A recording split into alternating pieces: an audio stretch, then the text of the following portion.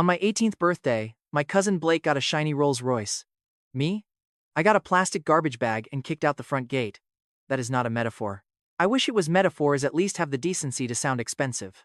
The luxury ride sat in the Hawthorne Mansion driveway under warm gold lights, its black paint shining like it had never heard of rain, dust, or consequences. Blake leaned against the hood with one hand in his designer pocket, recording my face on his phone like my eviction was a birthday vlog.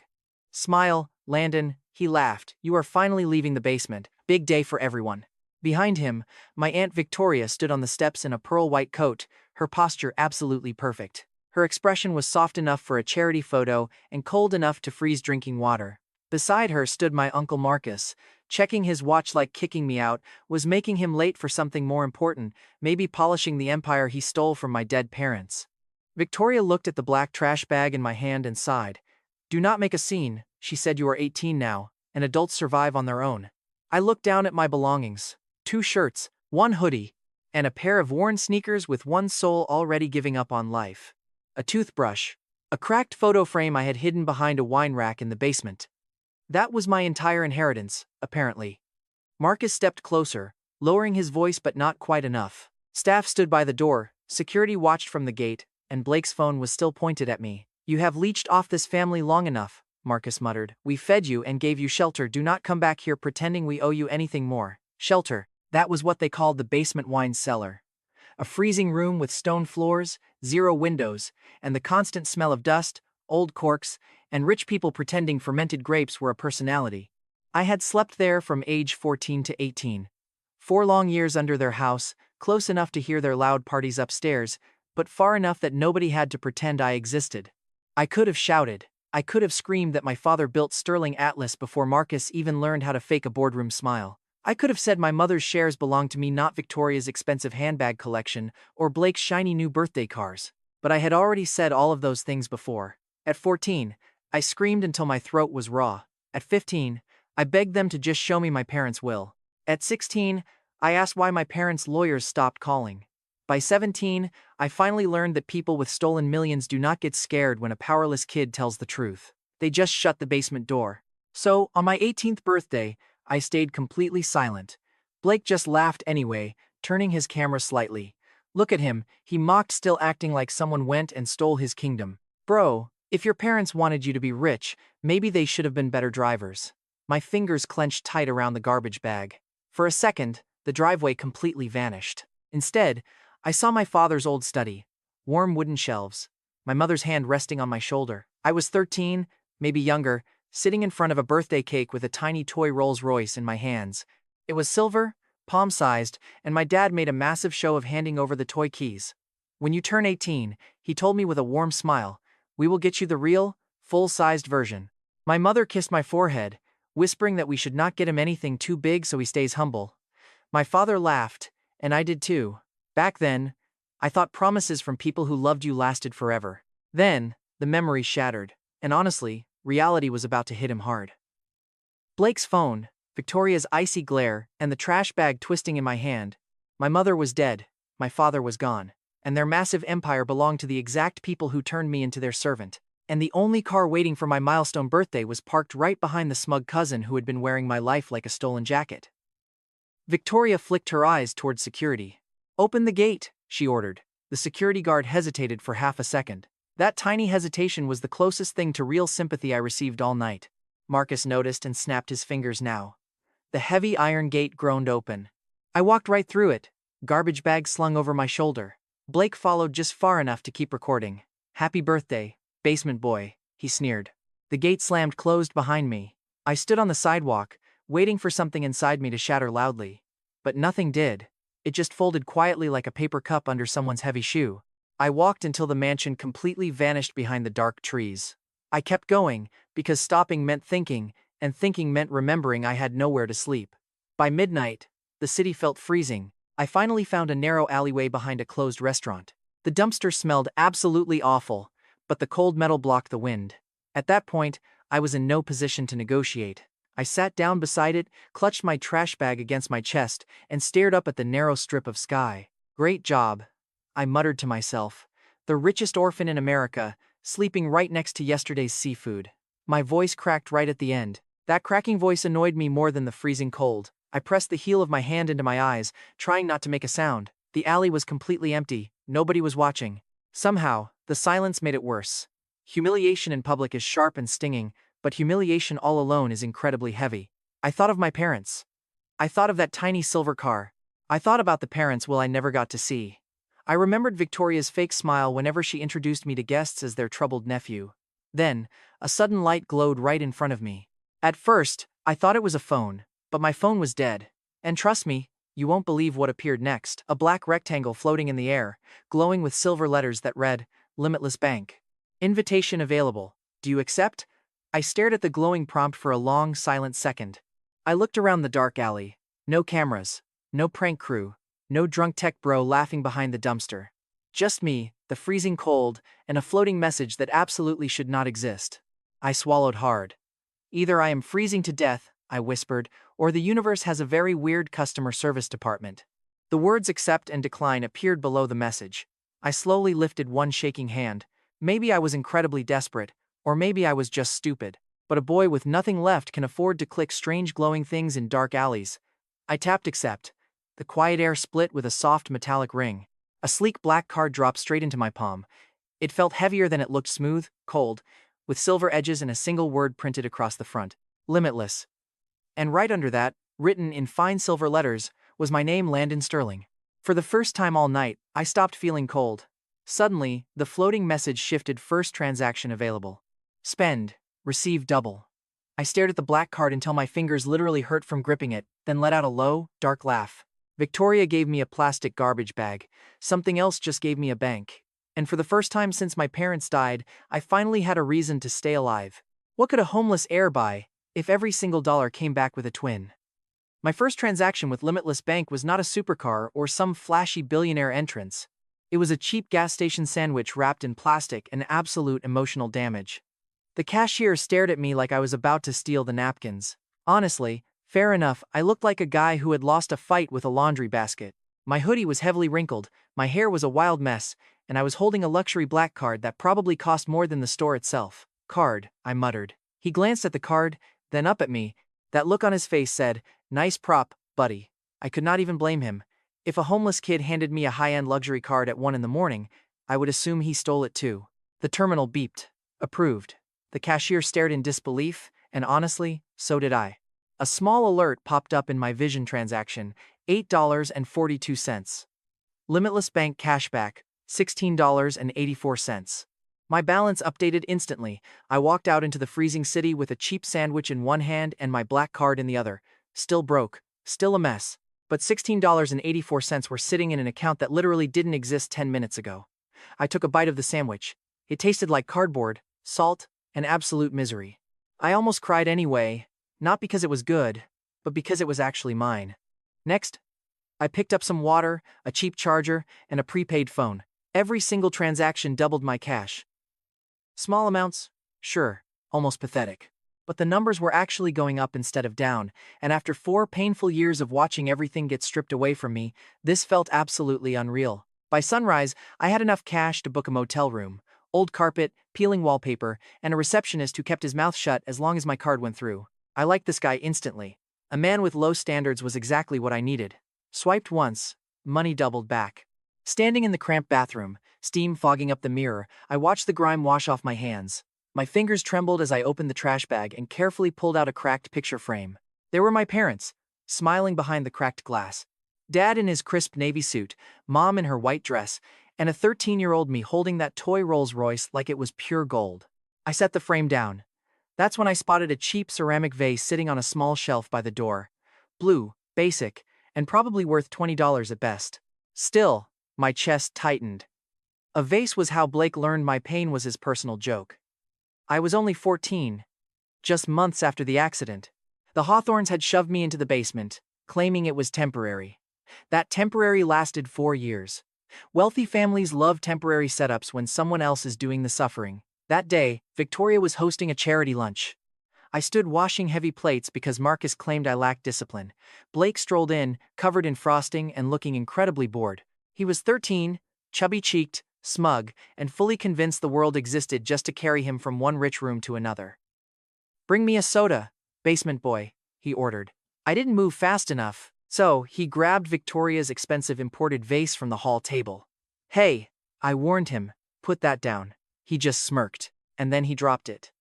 The ceramic shattered into a million pieces across the marble floor. For a second, we both just stared. Then Blake screamed out, Aunt Victoria, Landon broke it. I just stared. He stared right back. Then he flashed this tiny, private smile, already knowing who they'd believe. Victoria came flying into the room with Marcus close behind, as the staff gathered at the doorway. Blake pointed a fake, shaking finger, crying that I got mad and smashed his vase. I argued that this wasn't true at all. Victoria slapped me across the face before I could even finish. The crack echoed down the hall. My cheek burned and tears welled up, not because of the physical pain. Blake laughed behind her shoulder, shaking silently, while the others looked down. Victoria grabbed my chin, whispering I was destructive. She said my parents spoiled me, and now they had to fix my mess. Marcus looked at the shards, sighed, and told her to deduct it from my allowance. I had zero allowance. That was the sick joke. I had to clean up the broken glass with my bare hands while Blake enjoyed dessert. One maid tried to hand me gloves, but Victoria stopped her with a shake of her head, saying I needed to learn, and I did. I learned that truth without power is nothing but noise. Standing in that motel bathroom 4 years later, I touched my cheek. The skin had healed. The memory hadn't. That cheap blue vase looked totally harmless. It had nothing to do with Victoria or Blake, but I still wanted to shatter it. Instead, I sat on the edge of the mattress, flipped open the cheap phone, and pulled up my limitless bank balance. It wasn't a fortune, just enough for groceries if I stretched it, or maybe another night here. Enough to survive on the razor's edge, but not yet enough to strike back. First, I bought cheap clothes at a bargain store. Socks, clean underwear, 2 basic shirts, and a jacket that didn't smell like mold. The card cleared, then doubled. I grabbed a small notebook and a pen. Doubled again. At first, I logged every transaction, terrified the system would vanish if I stopped watching. 8 became 16. 40 became 80. 80 became 160. No crazy special effects, just beautiful, steady math. By the end of day 2, I could easily afford a whole week at this place. On day 3, I grabbed a beat-up laptop from a pawn shop. Day 4, I paid for a public records database. I typed Sterling Atlas Holdings into the search bar, and my dad's old company logo popped right up. Under executive chair, there was Victoria. Marcus Hawthorne was listed as the chief executive officer. I even found Blake on the charity page, grinning in a sleek black suit with a silver watch. Meanwhile, here I was, eating vending machine food in a rundown motel, staring at the empire my parents built and my aunt stole. My fingers froze on the keys. For 4 years, they treated me like a broken plate they were kind enough to keep in their basement. Now get ready, because the system just handed me a golden ticket. A real weapon. I cracked open my notebook again. On the very first clean page, I wrote down 3 simple words, take it back. Right below that, I added the first names on my list. Victoria. Marcus. Blake. The ballpoint pen tore right through the paper. Good. Some things are meant to leave a mark.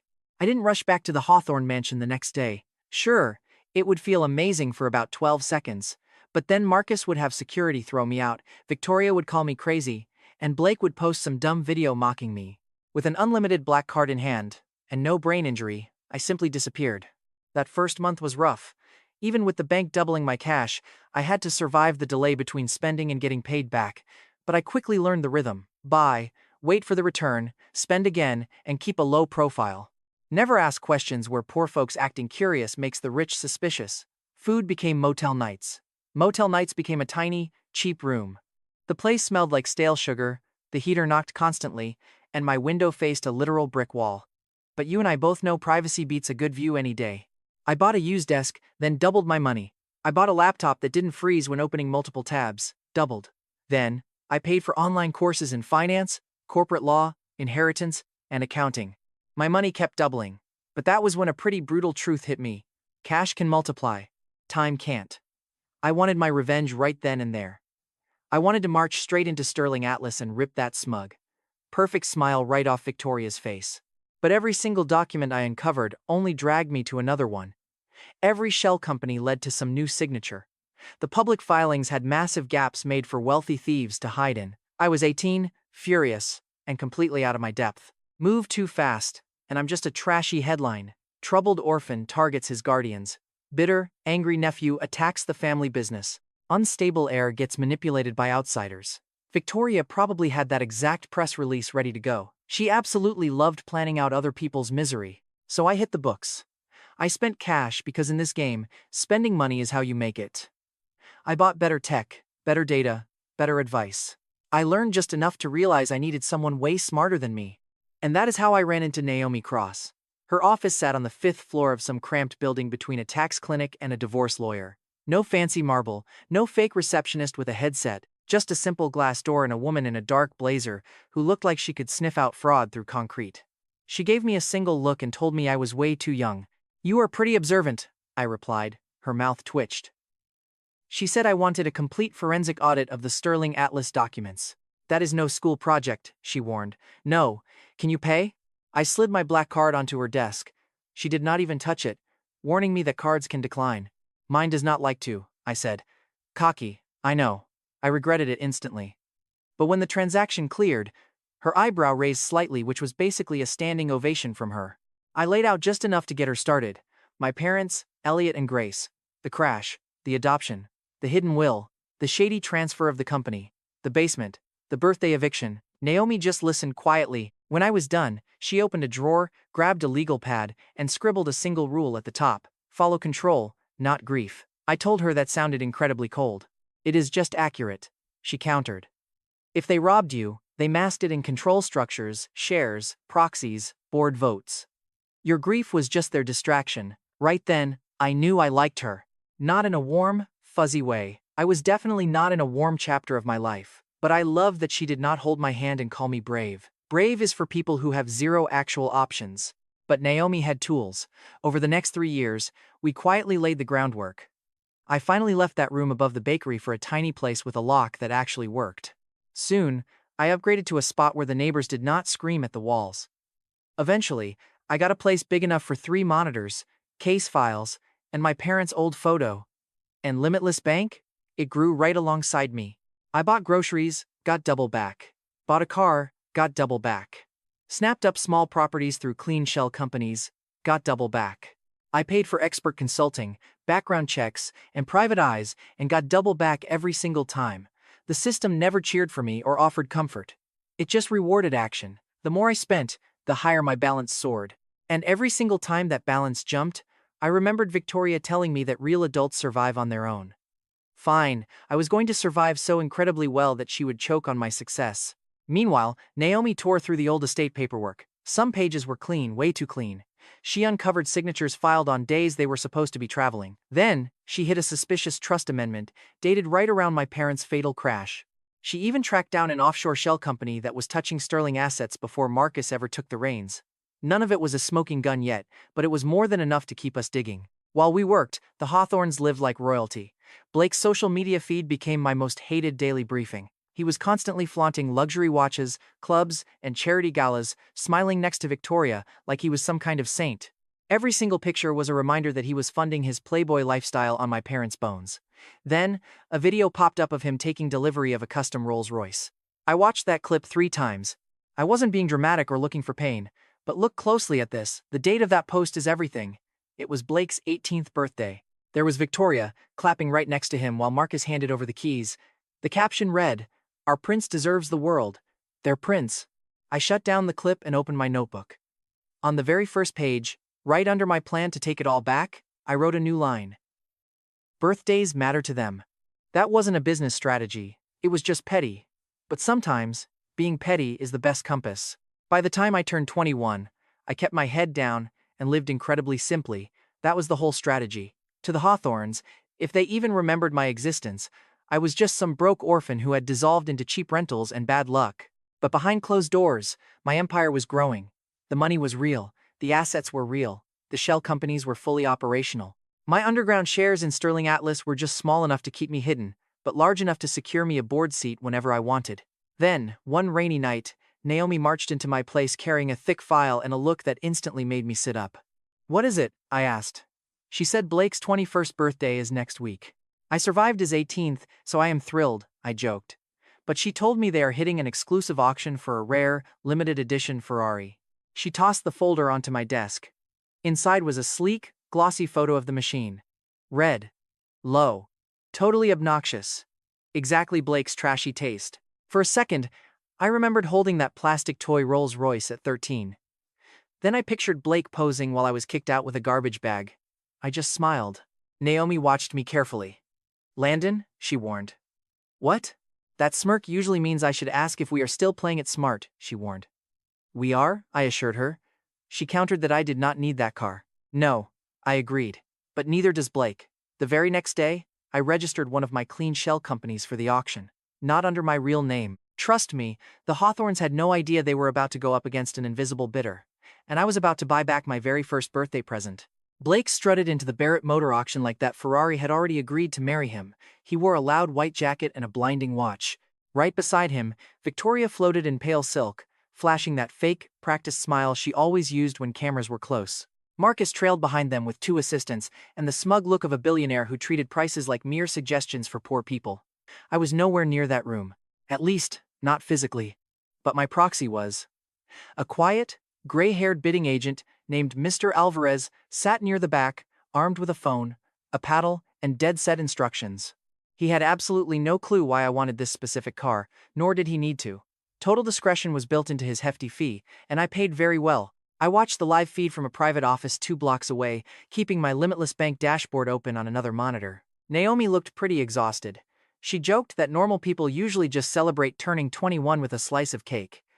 I told her I am buying a cake with wheels. She said that is not how cake works, but it is how my family works. The auction hall was packed with glittering wealth and rich boredom. Suits, diamond bracelets, and staff carrying tablets filled the room. Everyone looked too expensive to sweat. Then, the sleek red Ferrari rolled onto the stage. Its red paint gleamed under the bright stage lights. Low chassis, dark interior. The exact kind of car built for insecure guys who wanted to be heard before they were seen. Blake leaned forward. Victoria gently tapped his arm while Marcus gave a subtle nod to their bidding representative. The auctioneer opened with a price that could buy my old motel 100 times over. Bids started flying, and Marcus immediately raised. Another rival countered. Marcus pushed back. Blake grinned like a spoiled kid watching someone else load up his plate. Then Mr. Alvarez raised my paddle. The auctioneer called out bid from number 117. Marcus quickly glanced back. He could not spot me, he only saw an older man showing zero emotion. He raised his bid again. I ordered Alvarez to go higher. The auctioneer's tone sharpened. Heads began to turn first out of curiosity, then with real interest. They only cared when a wealthy man got publicly rejected. Blake's grin vanished. Marcus fired back another bid, slicing his hand through the air. I bid again. Naomi sighed through the call. This is a terrible investment, she warned. Not an investment, I said. That makes me feel worse, she replied. I countered it as a birthday card. Through the screen, Blake whispered something to Victoria. She smiled, patting his hand, but her eyes narrowed with tension.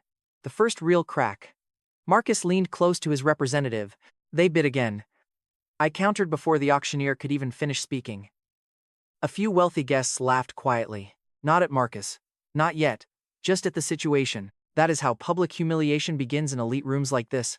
Quietly, politely, everyone pretending they are not loving every second. Marcus glared back again, his jaw clenching tightly. Blake flushed red. I saw him mouth the question, "Who is that?" Nobody replied. The numbers soared, forcing 2 serious collectors to drop out. Soon, the price entered that insane territory where the vehicle was no longer a car. It was just a very shiny argument. Marcus made his final move. It was ugly and emotionally exhausting, even if his wallet survived. He went way too far protecting his kid's birthday fantasy. I looked at the screen. Then I raised the bid by 1 million. Naomi closed her eyes, calling me petty. Accurate, I corrected. Silence hit the room as the auctioneer repeated my bid. Marcus sat frozen. Victoria kept smiling, but only because she had trained her face in mirrors for public disasters just like this. Blake turned to Marcus in absolute disbelief. The rich prince was promised his ultimate toy, and it just got ripped away. Going once. Blake sat forward. Going twice. You could feel Marcus staring at Alvarez, trying to burn a hole through him with pure hatred. Sold to bidder number 117. The hammer fell.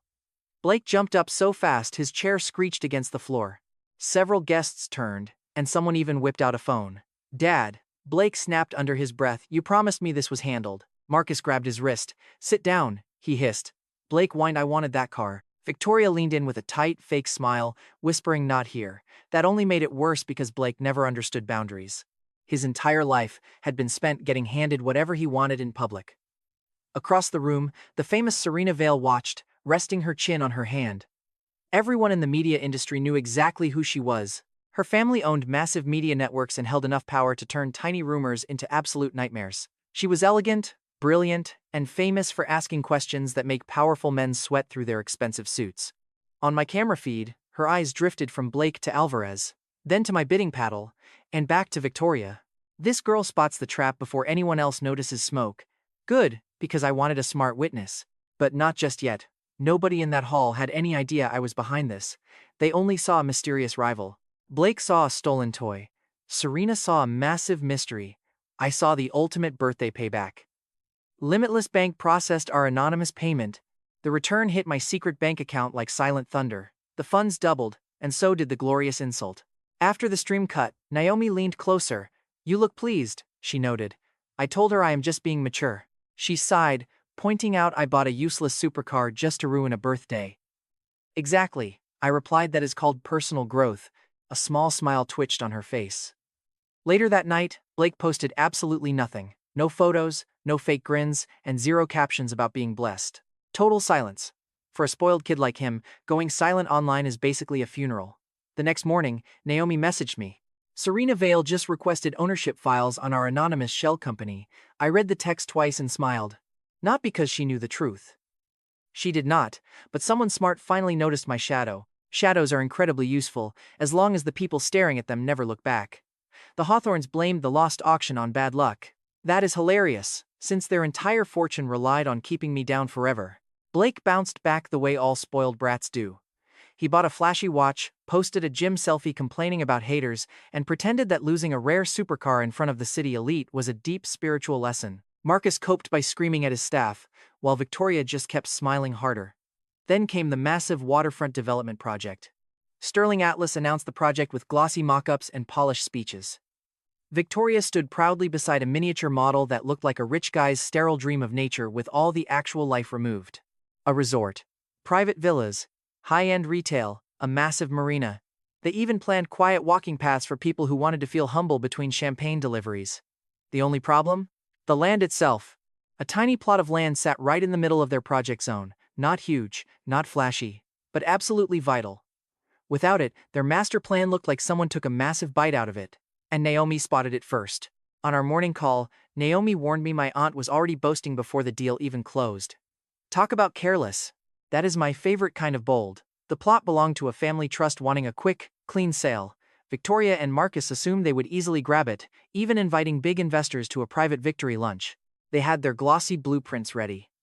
Marcus was already pressuring city officials with some aggressively friendly phone calls. It was classic high-level bullying, but pressure also means opportunity. First, I quietly snapped up the neighboring land using a shell company, then used a second entity to bid on the crown jewel. The price skyrocketed. Marcus scrambled to cut a deal. Victoria even made a direct personal call. They tried to claim they deserved the land for the public good. But the seller? Well, he only cared about the hard cash. Cash won. It always does. When I secured the land, I was just sitting in sweatpants eating cheap takeout. Limitless Bank processed the cash. My net worth exploded while Marcus and his elite team probably forgot how to breathe. That afternoon, they held the big presentation anyway, and I watched the recording later. Watch closely, now their little luxury presentation is about to completely fall apart. Their spoiled son Blake showed up too, probably thinking standing near a model counts as real work experience. Victoria opened the show beautifully. She threw out expensive-sounding buzzwords like legacy, community, and sustainable luxury, knowing nobody would actually ask what they meant. But then, an investor raised his hand and stopped her cold. He asked if that key in her plot was secured yet. Victoria's smile froze as Marcus stepped forward. He lied and said they were finalizing the details, which obviously meant no. Another investor leaned in, pointing right at the empty space. He pointed out that if someone else owns that land, the entire layout, construction, staging, and marina plans are completely ruined. Marcus looked highly insulted by the call-out. Marcus claimed they had decades of experience and were not worried at all. But oh, he was terrified. He was using that overly confident tone wealthy guys use to hide a massive disaster. Victoria placed her hand over the model, insisting everything was still right on schedule. And that was her fatal mistake. The investor just nodded slowly. He was not buying it for a second, just waiting to leave before pulling his money out. People started whispering. Near the back, Serena Vale watched the model, her eyes tracking from the missing plot straight to Marcus. Then she stared at Victoria's hand, trying desperately to cover up the gaping hole in their plan. Serena knew this mystery land buyer and the Ferrari bidder were connected, but she still did not know it was me. Good. The Hawthorns did not know either. Even better. By nightfall, real estate blogs were already ripping them apart. Headlines blasted their waterfront project for major complications, warning investors that an anonymous buyer had completely blocked access. Anonymous buyer. Honestly, I loved the sound of that. The next day, Blake posted a gym selfie, whining that people who hide their names are cowards. I almost commented that people hiding behind stolen companies should stretch before calling others cowards. But I didn't. Restraint is tough, but useful. This land deal was a massive second win, but it also brought my first major headache. Owning prime real estate is not like owning a fancy watch. You cannot just lock it away and giggle at your own pettiness. Suddenly, I had to deal with taxes, zoning laws, and endless legal notices. Naomi handed me a stack of files thick enough to block a doorway, jokingly congratulating me because my revenge now came with homework. I told her I hated that, but she reminded me that endless paperwork is how rich people bleed. She was right. For the first time, I realized that while money buys power, you still have to manage the chaos. If I bought blindly, everything would rot. And if Sterling Atlas fell too fast, I would destroy the legacy I wanted to reclaim. That is the hard part of hunting inside a house you actually plan to live in. You cannot burn down all the walls. Fortunately, the investor panic did exactly what I wanted. Their stock dipped. Not a massive crash, but just enough. I quietly bought shares through one hidden entity. Then a little more through another. I used funds that nobody would ever trace back to a homeless kid who used to sleep by dumpsters. Meanwhile, the family blamed some phantom rival. They suspected some big rival trying to extort them, but never me. To them, I was gone. To those snobs, I was either dead or sweeping floors in some alley. At best, I was just a stray cat they had completely forgotten about. They had no idea this stray cat actually had razor-sharp teeth, let alone that it was growing into a full-scale tiger. And then boom, Naomi drops the next bomb. Naomi told me there is an emergency investor meeting next week. I looked up from my documents, asking if it was public. She said it was private. Registered shareholders only. I stared at the photo of my parents. This company was theirs. That building was their dream. I had avoided going back because I knew the grief would destroy me. But the time for hiding was officially over. I wouldn't reveal my hand yet. I'd walk in as something much smaller. Just a minor nuisance. A small-time shareholder with a seat. And I wanted to see Victoria's face when the pass came knocking on her door. Walking into the Sterling Atlas offices felt incredibly strange. That is what grief does to you. It completely rewrites your memories of a place. The lobby still had those massive glass walls, clean stone floors, and their giant silver logo on display. My dad used to walk here, his hand on my shoulder, knowing everyone's name from security guards to the cleaning staff, but Marcus treated everyone in this building like talking furniture. I stood outside the heavy revolving doors for nearly a full minute, watching my own reflection in the glass and trying to steady my breath. Sleek black suit. Fresh haircut. Calm face. Even though my stomach was tied in knots, I told myself to get inside, because I had earned the right to be there. The receptionist looked up as I walked over, offering that highly polished, polite greeting luxury places use while they try to figure out if you are actually important. I handed over my shareholder credentials, watching her eyes quickly scan her tablet. Her posture suddenly changes. She calls out, "Hold on, Mr. Sterling." Hearing his name in that fancy lobby hits Landon harder than expected. The elevator doors slide open. An assistant leads him straight to the conference floor. Suits are whispering near the coffee tables, all wearing the exact same look. Calm, wealthy, and terrified of showing any real panic. Then Landon spots them. Victoria is by the window, looking flawlessly composed. Nearby, Marcus is deep in conversation with two board members. Blake is leaning against the wall, scrolling his phone with an expensive, bored look. For a second, nobody notices Landon. Then Blake looks up. His face freezes. Unbelievably satisfying. Just for a second. Then he sneers, talking loud enough for everyone to hear. "Well, damn, does the basement have Wi-Fi now?" Several heads turn. Victoria looks over, her expression shifting just a fraction. Nobody else would notice, but Landon does. He spent years learning exactly which of her fake smiles meant danger. Marcus turns last, scanning Landon from head to toe before glaring at the assistant. "What is he doing here?" The assistant checks her tablet. "Mr. Sterling is registered as a shareholder," she says. Blake just laughs. "A shareholder? What did he buy?" A single coupon and a dream. A few investors let out polite, fake chuckles. The kind people use when they want to kiss up to power. Landon feels the old heat rising in his face. Spending 4 long years in a basement makes you extremely familiar with the taste of being laughed at. He wanted to snap that he bought the Ferrari, Blake cried over. He wants to tell Victoria that the land she desperately needs is sitting under his complete control. He wants to tell Marcus that the mysterious bidder they are cursing in private reports is standing right here. But he does nothing. A tiger that roars too early becomes a rug. Landon just smiles instead. Good to see you too, Blake. Still confusing volume with actual importance? The polite laughter shifts direction. Not much, but definitely enough. Blake's smug smile tightens. Marcus steps forward. This meeting is only for serious investors. Landon tosses his credential card onto the check-in table. Then I should sit down before someone mistakes this room for serious. An older investor coughs awkwardly, and the assistant stares intently at her screen. Victoria approaches him, speaking softly. Landon, this is so unexpected. Sweet tone, public venue, witnesses everywhere. Classic Victoria playing the generous saint while sharpening a knife under the table. Landon smiles. I thought you would be happy. You always bragged about raising me like family. Her eyes flicker. Marcus clenches his jaw. Blake snorts. Family? Blake sneers. You slept in the wine cellar because you terrified the staff. Big mistake. A nearby investor instantly turns to look. Victoria grips her folder tightly. Landon stares at Blake, letting an uncomfortable silence hang in the air. Interesting version, he says.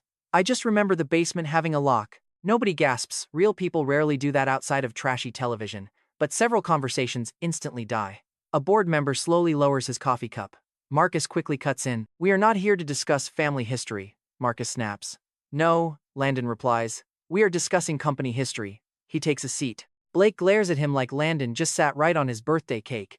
Marcus glances toward security, but remembers the credential card on the table and stops. That tiny hesitation is gorgeous. Not loud, but perfect.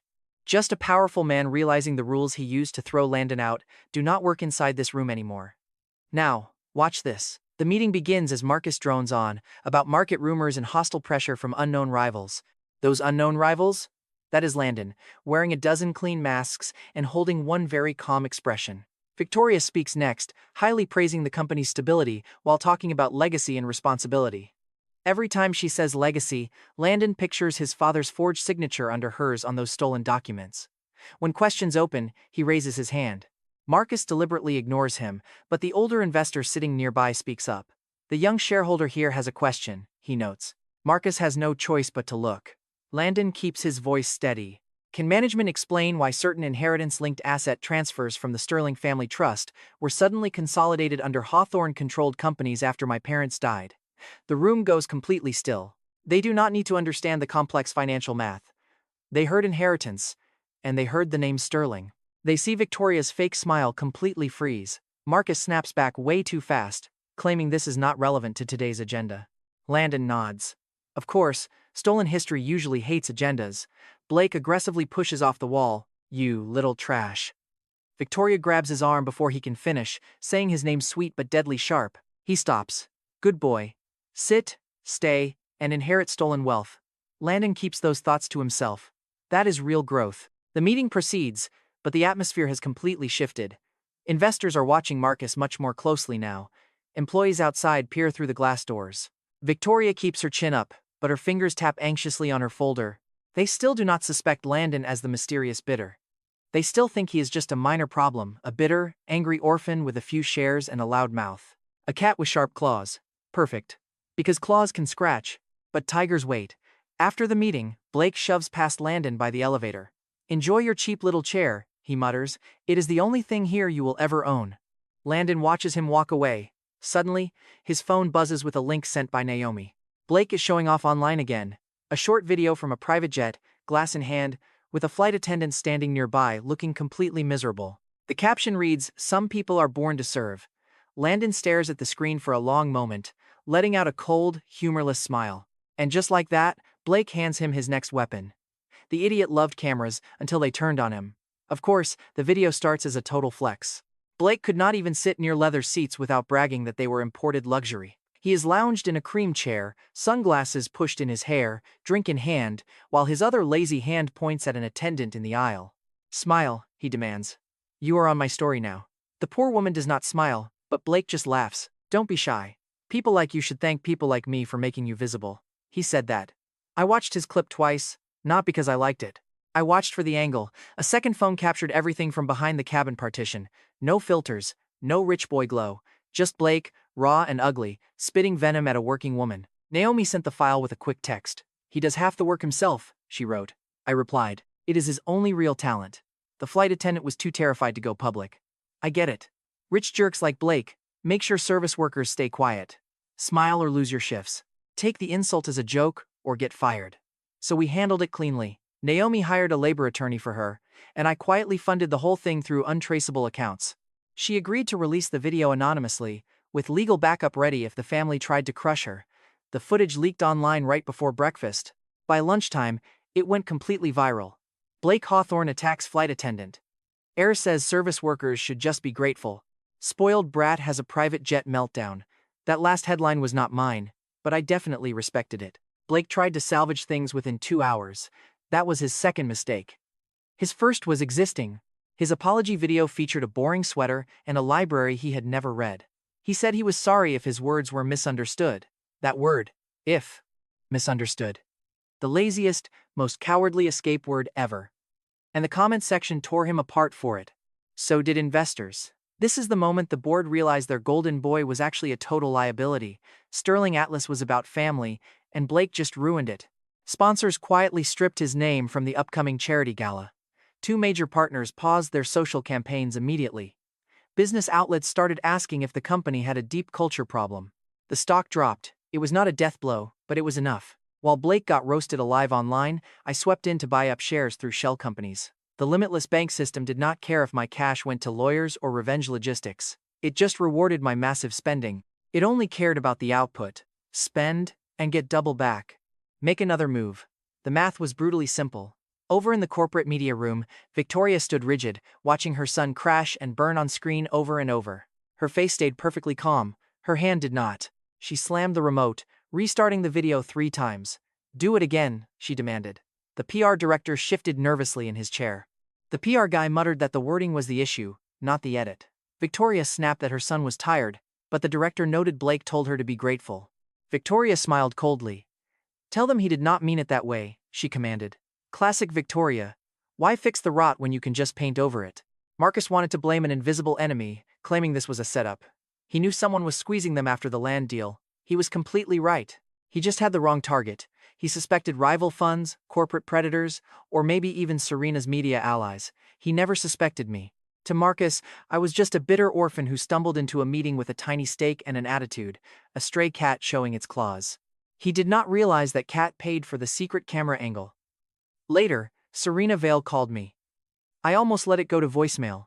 But curiosity is a disease, and I was infected. I picked up, greeting her as she called my name. She told me I had an interesting family, and I replied that was a polite word for a toxic landfill. She chuckled, mentioning she watched the investor meeting. She loved how my question made Marcus forget how to breathe. Too bad he recovered, I replied. She pointed out that Blake's scandal hitting right after was highly convenient. Timing is everything, she remarked. I stared at my monitors. One tracked the stock, another showed news, and a third kept buying. I completed a sneaky buy order under a boring insurance shell. I asked if she was accusing me of something. She said she was deciding if I was more interesting than I looked. I joked that I had a plain face designed for mugshots. She laughed, warning me that if I kept cracking dry jokes while the Hawthorns bled reputation, someone would realize I was holding the knife. My hand froze. Serena was not calling me out directly, but she was connecting dots that everyone else completely missed. She is as useful as she is dangerous. Talk about playing with fire. I claimed to be just a small shareholder. She laughed, calling herself a journalist's daughter who liked patterns, then hung up. I stared at my phone. Naomi texted me a second later, warning that Serena was circling. I told her to let her circle, but do not let her land. For the first time, I felt the terrifying chill of exposure creeping up on me. The plan worked. The stock dipped and their image shattered. But the harder I pushed, the more attention I drew. Marcus was about to stop ignoring headlines and start hunting the person behind them. When men like him cannot find the real culprit, they start breaking innocent fingers. Marcus did not know I was the target, which made him twice as lethal. A blind attacker is terrifying. Marcus did not know who to hit. So he started lashing out at the walls, the witnesses, and anyone nearby. He decided to start with the media. By morning, 3 news outlets ran identical articles blaming hostile investors for driving down the stock. The phrasing was too coordinated, too clean, too obviously written by Marcus himself. One piece called me a troubled relative who suddenly resurfaced. It was incredibly clever. They did not accuse me directly, they just put my name next to chaos and let the public guess. Troubled, resurfaced, the elite love using pretty phrases to disguise their systemic abuse as natural weather. Victoria gave a calculated interview that afternoon, wearing pale colors and looking incredibly sad. She claimed she only wanted healing for Landon, crying on camera to gain public sympathy. She sobbed that outside forces were attacking the company while using my pain. Outside forces, that was the lie they were selling now. The company was bleeding out from hostile speculators. Poor little Landon, the unstable orphan, was just background noise. They had no clue. They pitied me in public, insulted me in private. Almost impressive. Imagine being hunted by a tiger but pausing to kick a stray cat because it annoyed your shoes. I wanted to fight back.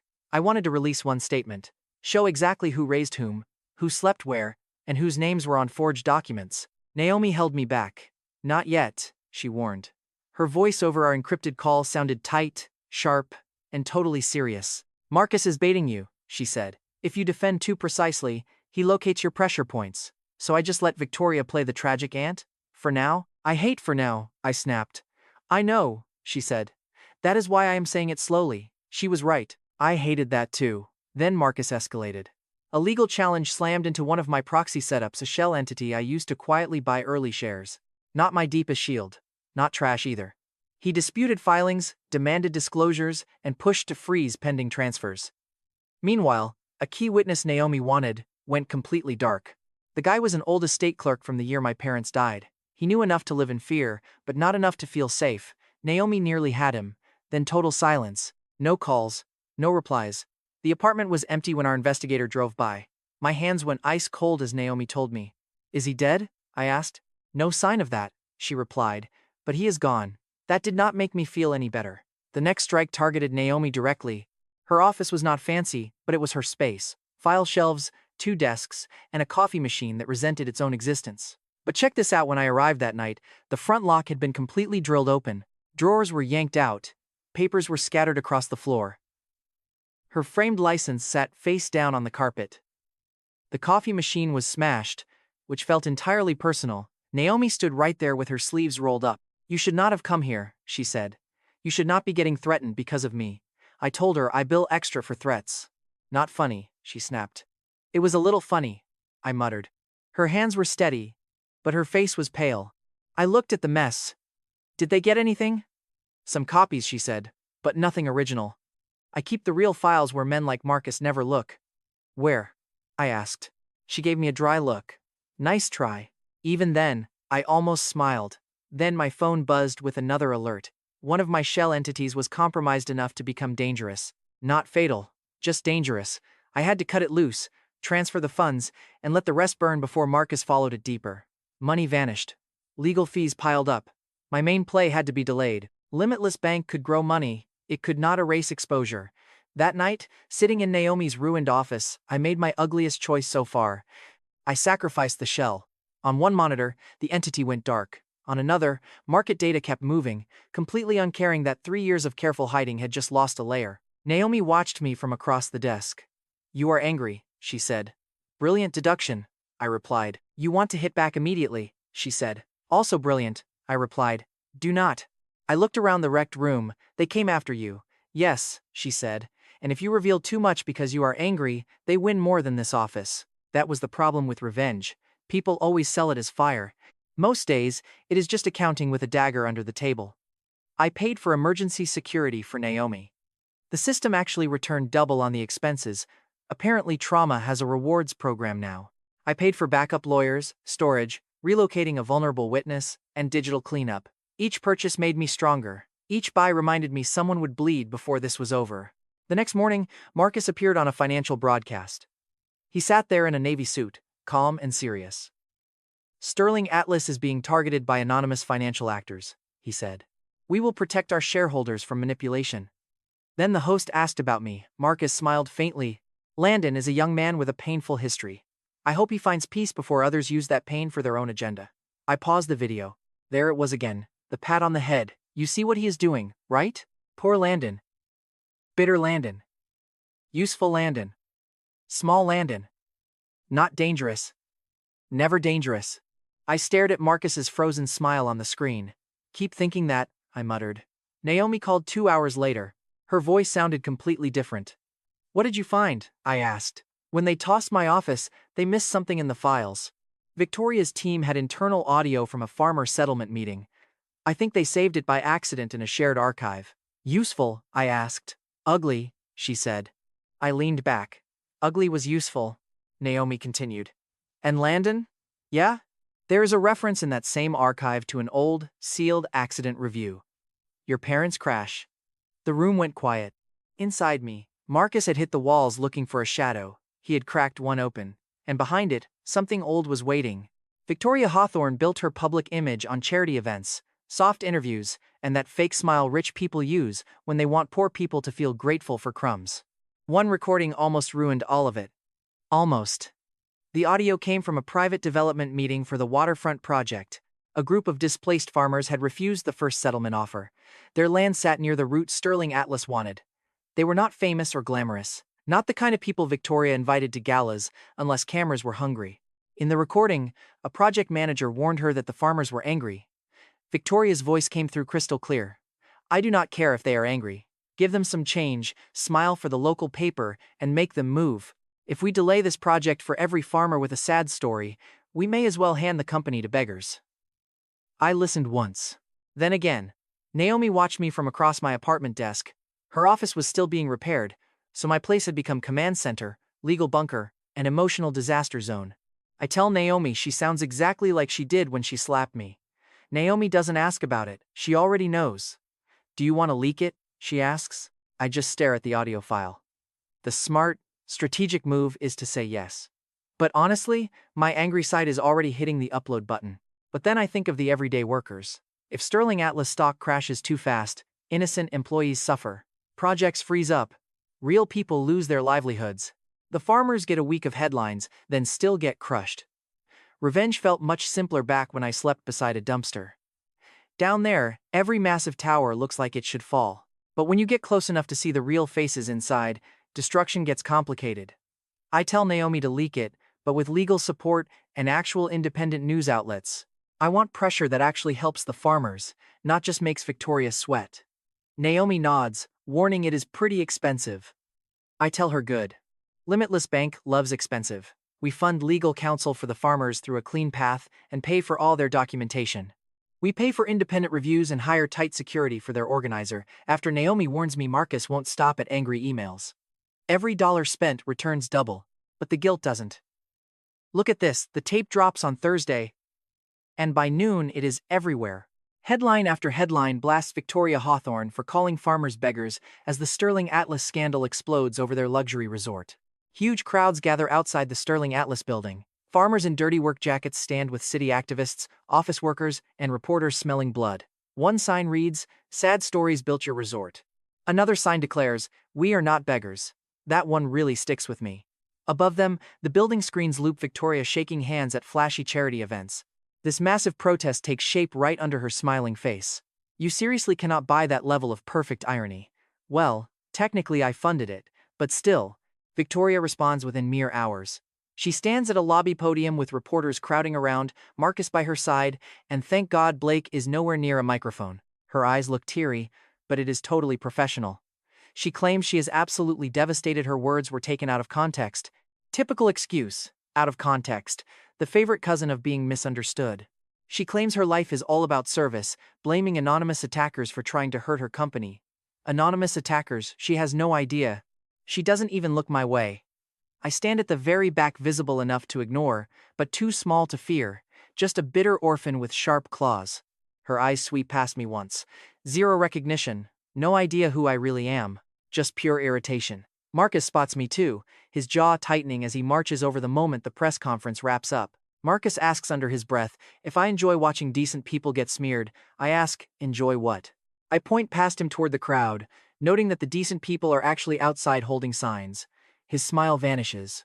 He calls me a kid playing at morality, and I tell him he is a grown man losing debates to audiophiles. His eyes narrow like he might hit me, but a nearby camera swings our way, forcing him to act civilized. He leans in close, warning me to be extremely careful. He warns that whoever is using me will throw me out when I lose my utility. There it is, using me. He still thinks I am just some puppet, not the one pulling the strings. I tell him I learned from family, and he walks off. A minor victory. Their stock keeps dropping by closing time, so I quietly buy up more shares without leaving any obvious paper trails. Just slow, steady pressure. Then Serena's news report airs. She doesn't accuse the company directly. Instead, she does something far worse. She calmly asks questions, like who approved the dirty settlement and why they targeted small landowners. She demands to know why they blame phantom attackers instead of addressing the raw tape. Simple questions become deadly knives when the truth is ugly. Victoria's charity partners freeze ties, board members demand audits, and employees start whispering in the corridors. And look at this. For the very first time, the prestigious Hawthorne mask doesn't just crack. The entire public actually notices the damage. But it doesn't feel perfect. Late at night, I watch an old farmer on screen, nervously clutching his worn hat while speaking to a reporter. He says they just want to stop being treated like they are already gone. I pause the clip. I know that exact hollow feeling. Naomi calls. Marcus is moving, she says. I ask how. She explains he is dangling a major trap disguised as a distressed share block. It looks like a partner panic selling, but the legal ties are ugly. Touching it directly exposes our root. Marcus isn't laughing anymore. That is good. But he is thinking, and that is definitely less good. I remind Naomi he still doesn't know it is me. She agrees, but notes he knows someone is hunting him. I stare at the mysterious black card on my desk, silver letters catching the light. I tell her we must keep him looking in the completely wrong direction. His trap is actually quite clever, which honestly annoys me. The bait is a massive block of shares from a partner entity supposedly running scared after the whole farmer scandal broke out. Any normal buyer would see a cheap chance to grab power while the company is bleeding. To me, it is just a stake under a falling piano. Naomi breaks it down, knowing I hate legal jargon. She warns that if the buyer grabs it wrong, Marcus will force disclosure and freeze our assets. Not forever, but long enough to sting. I ask how badly. She says badly enough that we totally lose our timing. And timing is everything. Move too fast, and I reveal my identity before gaining absolute leverage. But if I wait too long, Marcus buries the evidence and silences witnesses. Meanwhile, Victoria goes on TV again, sitting in a cozy room with a warm family photo perfectly framed behind her. Not my family portrait, obviously. Just the picture-perfect Hawthorne clan. No dirty basement, no trash bags, and no dead parents. It is totally clean and completely fake. She folds her hands. She admits they made some mistakes, her voice shaking with fake emotion. She claims Sterling Atlas is under siege by hostile financial actors who do not care about employees or family. Next, the host brought me up. Victoria played the concerned mother, her face softening as she said I was hurting and that pain makes kids reckless. She literally prayed I would stop letting resentment distract me from the real attackers. I paused the clip, staring at her face. She did not suspect me at all. That would mean believing I actually had claws. Instead, she was just painting me as the bitter, helpless kid. Poor little Landon, the perfect prop for their corporate enemies. This woman kicked me out with nothing but a trash bag, yet somehow made herself the victim. Honestly, that level of acting deserves applause from hell itself. Then Blake dropped his own apology video for his private jet disaster. Dressed down in a plain shirt, he looked stripped of everything that made him look human. He muttered some line about respecting hard work, eyes staring blankly at a teleprompter. He claimed his words did not reflect his heart, though his heart was probably way worse. The comment section absolutely destroyed him. Employees and service workers were not buying it. The apology sparked a whole new outrage. That was Blake's special talent. Even his apologies needed their own apology videos. Behind closed doors at Sterling Atlas, the board started raising quiet, sharp questions. They were not being heroes, just wealthy predators smelling a sinking ship. But self-preservation works just fine. That afternoon, Marcus threw out the bait. Watch how fast things move here. Another heavy hitter started circling the trap. If they grabbed it, my takeover plan would completely shatter. But jumping in too fast would expose me to Marcus. Naomi and I clashed for 20 minutes. She urged patience. I argued that this block was critical. She insisted on finding alternative paths. But Marcus only set this trap because he was getting desperate. Finally, she leaned back and called me out. You are not thinking like a strategist. She said you were acting like that boy locked outside the gate. That silenced me. She was totally right. My hand froze over the keyboard as memories of Blake's expensive car and Victoria's stinging slap flashed in my mind. I remembered Marcus's watch ticking while he threw me out into the freezing alley with nothing but a toy car. Rage is great fuel, but it burns you if you spill it. So I took only a bite of the bait. Just enough to block the rival from taking control, while keeping our main path wide open. The move cost me a shell company, exposed and destroyed within hours. Lawsuits flew, and Marcus's team celebrated online, thinking they had finally made their mysterious enemy flinch. They actually did. That bitter reality stung. On the financial news, analysts noted this shadow buyer possessed incredibly deep pockets. Marcus threatened to unmask the attacker, while Victoria claimed she loved transparency. I nearly choked on that one. Real transparency from her is like trying to diet at an open chocolate buffet. Sounds possible in theory, but historically impossible. Yet, the chaos was real, backing stalled, and a keyboard member we had almost won over suddenly went completely silent. Serena's news segment questioned if the company was dying from outside attacks or inside corruption. Neither answer was good. Meanwhile, they cast Landon Sterling as a harmless side piece in their drama. A resentful orphan. A brainless pawn. A tragic kid popping up at the worst time. Marcus still had no clue I was the shadow buyer. He figured he had two separate headaches, an anonymous corporate raider, and an annoying orphan holding a grudge. He had no idea those two enemies were the exact same person. That night, I scrolled through a public forum where company employees gossiped anonymously.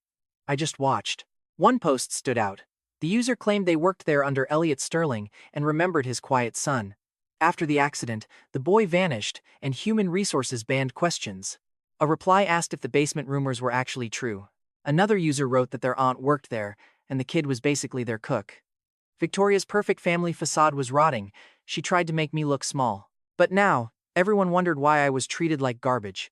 Midnight approached when Naomi called, saying we almost had enough proxy votes secured. Not complete control yet, but close.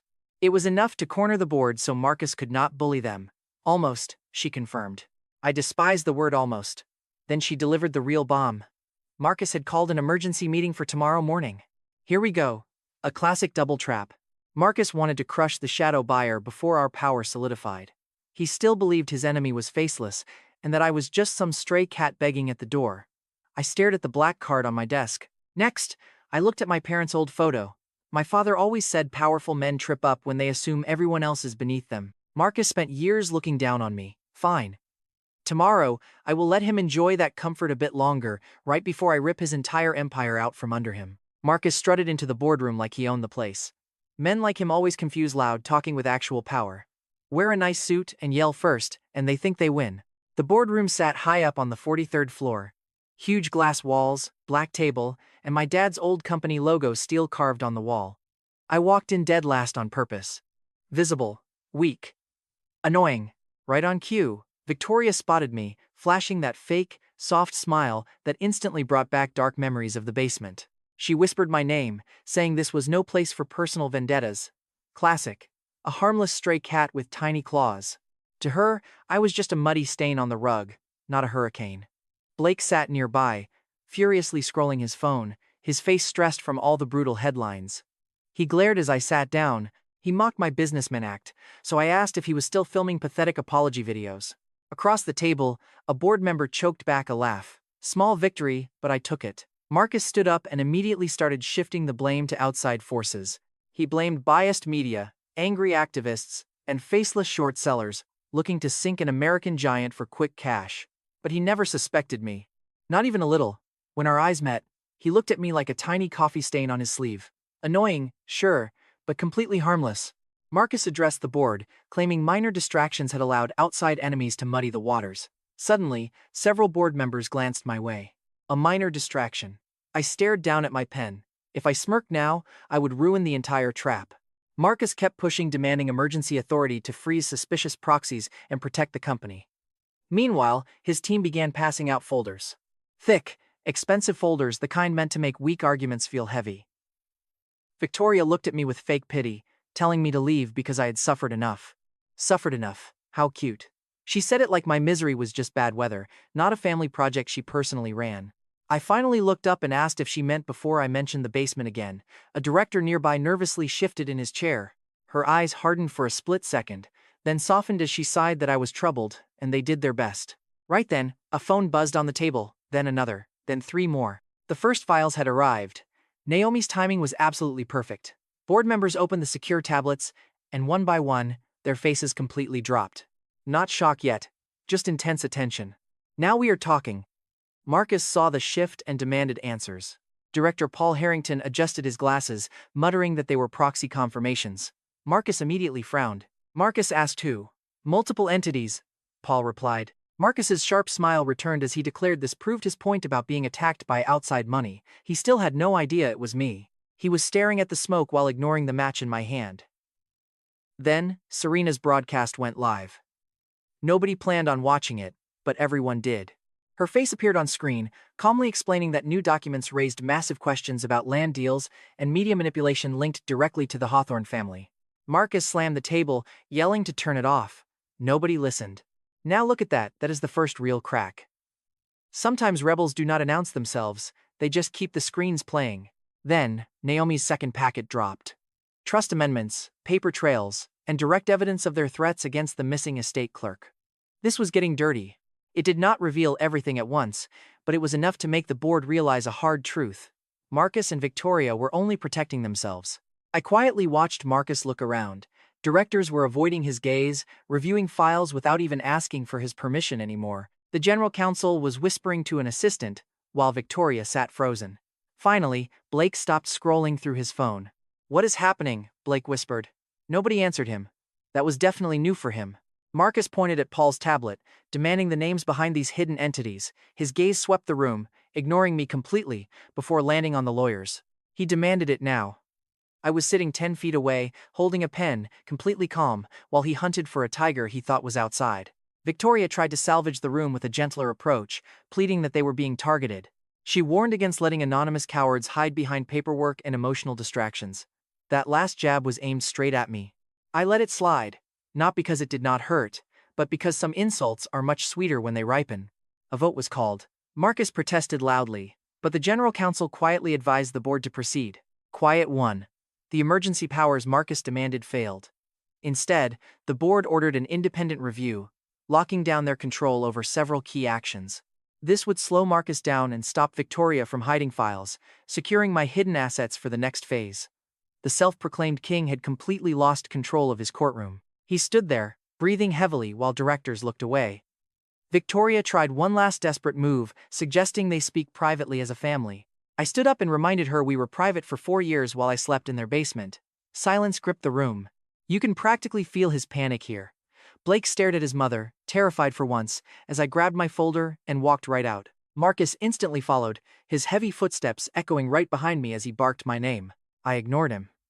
The main floor was a silent maze of glass and steel. Shocked employees looked up, and assistants froze in their tracks. Marcus caught up by the executive office, with Victoria rushing behind him. Blake trailed closely, clutching a phone that would not stop buzzing. Marcus stepped directly in my way, snarling at me to wipe that smirk off my face because I had no idea what just happened. Behind him, the reception screens began flashing bright red. Then my phone buzzed with a text from Naomi. The audit team is in the elevator. I slipped the phone away, remembering how they spent 4 years expecting me to bow, asking who broke the vase, why I was ungrateful, or who allowed me upstairs. Wondering why I was still around. Now, Marcus was shouting at the walls, swearing he would find the bastard behind this mess. He was not asking me, of course. That was the hilarious part. He still treated me like background noise. I just smiled. For once, I decided to give him a straight answer since he was so desperate to know who did it. So I saved him the trouble. It was me, I said. Suddenly, nobody moved. The floor was incredibly bright, clean, and packed with people pretending not to hear us. Assistants stood completely frozen, while a nearby guard stopped dead in his tracks. Behind him, the screens pulsed angry red as Victoria and Marcus stared at me in absolute shock. Blake stared at us with his phone pressed to his ear, finally quiet for reasons that had nothing to do with personal growth. Marcus let out a single laugh. Not because it was actually funny. His brain just needed some noise to reject the harsh reality. You, he muttered in complete disbelief. I nodded, yes, me. His face twisted. The bidder? Yes, and the Ferrari was mine. Blake's mouth fell open. Absolutely no words came out of him. That look alone was worth millions. Victoria took a tense step forward. And the land? He asked. Mine too. Marcus's jaw tightened. The proxy entities? Most of them. What about the leaks? I locked eyes with Victoria. Some people should really watch what they say when they think staff, farmers, and orphans do not matter. Her face shifted instantly. Not completely, since she had spent decades hiding her true self, but that fake public warmth vanished from her eyes. Behold the real monster, the woman who slapped me at 14 while Blake laughed. You little snake, she whispered, and there she finally was. No fake charity smiles, no soft interview voice, just the real Victoria. Marcus stepped even closer to me. You expect me to believe a basement brat did this, he sneered. I smiled. No, I expected you to doubt it. That was the best part. A few employees nervously glanced at each other. The elevator guard slowly lowered his radio. Marcus pointed at me, his fingers shaking with pure rage. You had backing, he spat. I had a black card, 3 years, and your own stupidity doing half the work. They did not need the system details. Limitless Bank belonged to me, a secret I would never share with these thieves. But the money trail, the entities, and the massive leverage? Enough of it was right there in black and white for everyone to see. I pulled a folded paper from my coat and held it high. No big speech, no drama, just a simple list. The Ferrari acquisition entity. The waterfront property entity. The proxy votes. The media evidence chain. Debt positions and audit triggers. Every single line exposed a crime they had tried to pin on someone else. Every line pointed back to me. Marcus lunged to grab the paper, but I pulled it right back. Careful, I warned. You already lost your office today. Do not lose your temper in front of all these witnesses. His eyes darted around. That was the moment he finally noticed the crowd. The assistants, the board aides. And right then, the lawyer stepped out of the elevator with 2 federal auditors. Naomi stayed off-site until things were secure. Incredibly smart, a bit annoying, but very much alive. The lead auditor marched right up to us, clutching a thick folder. Mr. Marcus Hawthorne, he asked. Marcus stayed dead silent. The auditor kept going anyway. We have a formal review regarding the trust transfers, suspicious media spending, and your illegal land developments. Victoria went completely pale beneath her heavy makeup. Blake almost dropped his phone as a panicked voice suddenly blasted through the speaker. Dad, what is happening? My cards are declining. No one laughed, but I sure wanted to. Not because it was funny, but because sometimes justice arrives in the most embarrassing way possible. You froze his bank accounts, Marcus snarled. Not me, I replied. The board just cut off unauthorized access to company funds. He stared. I shrugged. Translation. Blake's stolen allowance finally hit a wall. Blake looked like oxygen just became a paid subscription. You cannot do this, he snapped. I just stared back at his pathetic face. In a flash, I saw him at 14, mocking me while a vase lay shattered. I saw him at 18, posing by his luxury car while I held a trash bag. I remembered him on a private jet, telling a flight attendant to be grateful. I did not do this to you, I said. You did it to yourself. I just stopped hiding it. Victoria hissed. You ungrateful boy. Ah, that word again. Ungrateful. It had followed me from the cold basement to this fancy boardroom like a disgusting shadow. For what? I asked her. The basement? The slaps? Carrying your garbage? Or the decades you spent wearing my dead parents' legacy like some stolen luxury coat? Her hand twitched. Just a tiny movement, but enough for Marcus, myself, and every single employee in this room to notice. The last time she raised her hand, I was 14 with broken glass cutting my feet. This time, I did not flinch an inch. Go ahead and try it, I challenged quietly. The floor went dead silent. Her hand dropped. That was another victory. Some victories come with loud applause, while others simply look like a bully realizing they cannot hurt you anymore. You think this makes you powerful? Marcus spat. No, you made me completely powerless, I replied, so I had to learn what real power means. The auditors finally marched toward his office. One of his assistants stepped aside without being told. Marcus saw it, his face turning pale. There it was, the absolute loss of authority. Not loud, not dramatic. Just devastating. Victoria quickly tried to recover, using her soft, maternal tone. Landon, listen, we can settle this privately. You are still family, she pleaded. I looked at her expensive pearls and fake smile. For my entire childhood, family just meant shouting orders through a basement door. Now, family only meant damage control. No, I replied, I was family when you could abuse me. Now, I am a major shareholder, a creditor, and the son of the parents you robbed. Her eyes flashed. You have no idea what your parents really left behind, she snapped. That sentence hit differently. Not a denial, a slip. Marcus turned sharply to face her. Victoria. Too late. I heard it. And so did the auditor. One bored aide jerked his head up so fast it had to hurt. Naomi's warning about that sealed accident file pressed into my mind like a fresh bruise. What did they leave behind? I demand. Victoria freezes up. Marcus steps in. This conversation is over, Marcus snaps. No, I say this part is over. Right then, the auditors march in. The employees are still watching us. No phones are out openly, but they are absolutely angling them. Good. Let them watch. I turn right back to Marcus. For 3 years, you chased mystery bidders, hostile funds, or media enemies. You blamed everyone except the kid you threw away. Marcus's fists clenched tight at his sides. Victoria looks like she wants the floor to swallow her. Nearby, Blake whispers into his phone, "I'll call you back," and hangs up. I step even closer. He has to look down at me, but there's no way he can make me feel small. The Ferrari was for my birthday, I tell him. The land was for the basement. That farmer tape was for every single person you tried to buy off with pennies instead of respect. The shares were for my father, the proxies were for my mother, and this? I look around. Look at those glowing red screens. The frozen employees. The auditors raiding the office. Our thieves are finally cornered in the company they stole. This is for the garbage bag. Nobody dares speak. Not even Blake speaks. Marcus's face turns deep red. You'll regret humiliating us, he growls. I just smile. That is the exact ending they earned. Not peace.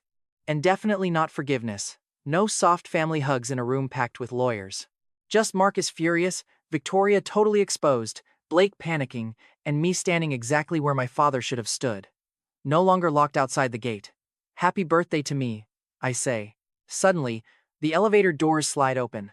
Another legal team steps out carrying stacks of sealed folders. Right on the very top, I spot the label Naomi warned me about, the Sterling Accident Review. Victoria spots it too. Instantly, her face twists in a brand new way. Pure terror. Real, raw fear, not about losing a deal, and not over some bad headline. Of the past opening its mouth. I keep my smile. You can tell this blow hit them hard. But the brutal war for Sterling Atlas is far from over. The forged will, the bribed media network, that dirty development scheme, and my parents' sealed accident file are all waiting behind the next door. Victoria and Marcus stand there, trapped and furious. I look back with a cold smirk on my face. And that is exactly where I let the heavy silence cut.